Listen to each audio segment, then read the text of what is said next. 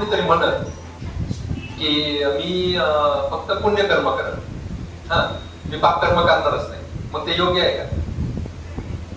बर का, पुण्यकर्म करत म्हणजे मला फक्त सुखच पाहिजे, मी पापकर्मामध्ये गुंतणारच नाही, मग ते योग्य राहील का? तर नाही. का?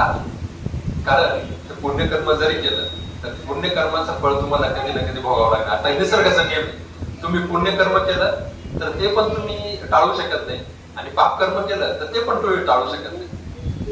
आता तुम्ही म्हणाल मग पुण्यकर्म केलं, हा तर मग चांगलंच आहे ना, आपल्याला सुख भेटल ना पुण्यकर्म केल्यावर. मग ते सुख, पण ते सुख उपभोगण्यासाठी आपल्याला एक जन्म घ्यावा लागेल.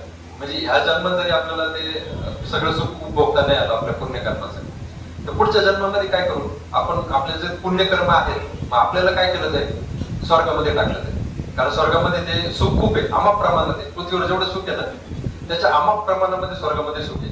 तिथं दुःखाचं लवलेश पण नाही स्वर्गामध्ये. म्हणून आपण म्हणतो स्वर्गामध्ये गेला, स्वर्गवासी झाला, पुण्य कमवलं. म्हणजे आपण एखादा मेल्यानंतर म्हणतो ना की हा स्वर्गवासी झाला, म्हणजे आपल्याला काय म्हणायचं थोडक्यात, हा पुण्यवान व्यक्ती होता, जेणेकरून त्याने आयुष्यभर दुसऱ्यांना मदत केली आणि त्या मदतीच्या बळावर, त्या पुण्याच्या बळावर तो आता स्वर्गामध्ये गेला आणि स्वर्गामध्ये तो आता आनंद उपभोगेल.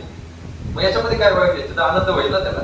मग तुम्ही असं कसं म्हणता की पुण्यकर्म चुकीचं आहे? प्रॉब्लेम काय बघा, स्वर्गामध्ये तुम्ही काय करता, ती पुण्याची जी करन्सी आहे ती घेऊन जाता, तिथं ती खर्च करता. म्हणजे तुम्ही जेव्हा एन्जॉयमेंट करता स्वर्गामध्ये, तिथं अप्सरा आहे, गार्डन्स आहे, ते चांगलं हेल्थ पण आहे, सगळं चांगलं आहे, सगळे दृश्य पण चांगले, सगळे आजूबाजूला. तिथं म्हातारं पण होत नाही, डायरेक्ट मरत, म्हातारं नाही, व्याधी नाही, काय नाही, असं असं जग आहे तिथे एवढं स्वर्गामध्ये. पण प्रॉब्लेम काय आहे, तुम्ही करन्सी खर्चताय ना, पुण्याची करन्सी, त्याच्या बळावर तुम्ही स्वर्गामध्ये, आणि तिथं अर्जित करू शकत नाही तुम्ही, तुम्ही कमवू शकत नाही, अजून पुण्य कमवू शकत नाही, कारण स्वर्गाला ती तेवढी मुभा नाही ती कमवण्याची. त्यामुळे इथं जेवढे तुम्ही करन्सी घेऊन गेलेली पुण्याची, तेवढी तिथं खर्च झाली की तुम्हाला परत क्षीणे पुण्य मरते लोकम विषांती, ते क्षीण पुण्य क्षीण झाले म्हणजे कमी झाले की मरते लोक म्हणजे भूलोक विषांती, म्हणजे मरते लोकांमध्ये परत यावं लागणार. मग बघा प्रॉब्लेम आहे की नाही. मग परत आपल्याला भूतलावर जन्म घ्यावा लागणार. मग जन्म मृत्यू जरा व्याधी हे परत आलंच की नाही, जन्म मृत्यू जरा व्याधी परत आलंच की नाही की नाही. मग हे चक्र कधी सुटणार? जर तुम्ही पुण्यकर्म करताय तर हे चक्र सुटत नाही, पुण्यकर्म करून सुद्धा सुटत नाही.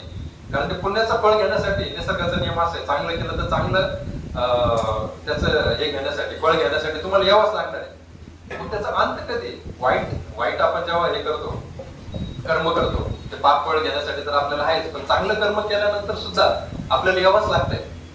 तर मग याचा अंत कुठे आहे? म्हणजे नुसतं पुण्यकर्म करून पण उपयोग नाही. म्हणून तिसऱ्या प्रकारचं कर्म सांगितलेलं आहे, त्याला म्हणतात अकर्म.